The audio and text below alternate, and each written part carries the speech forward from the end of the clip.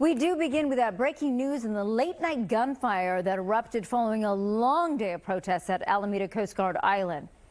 Today in the Bay has just received some new video of those chaotic moments. And today in the Bay, Conejero Saab is live there this morning. Ginger, the Coast Guard is now explaining what led to that response. And when we heard gunfire, we thought maybe one or two, but that was a barrage.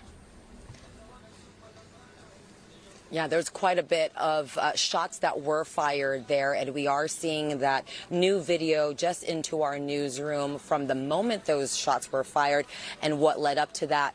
Take a look. Shoot down!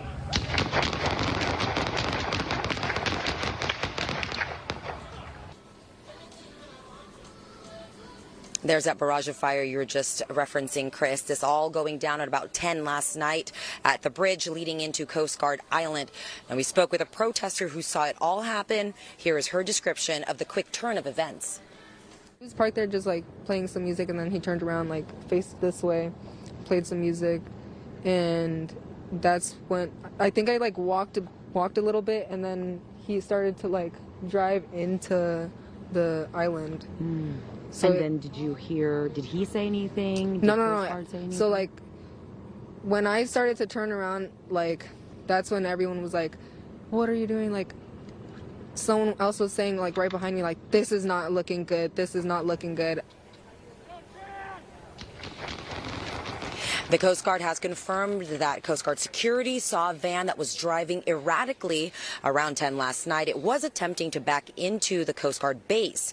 So the Coast Guard issued multiple verbal warnings to stop the vehicle, but the driver did not comply, and that is when law enforcement officers discharged rounds of live fire. No Coast Guard personnel were injured. Now, this follows a day of protests which began here yesterday morning outside the Coast Guard Island. They continued throughout the day, and at times, as we reported on yesterday's newscast, things got heated. There were flashbangs that were used to disperse the early morning crowd of protesters as federal vehicles entered the island. There was a man who was injured in that process. There were also others that were detained.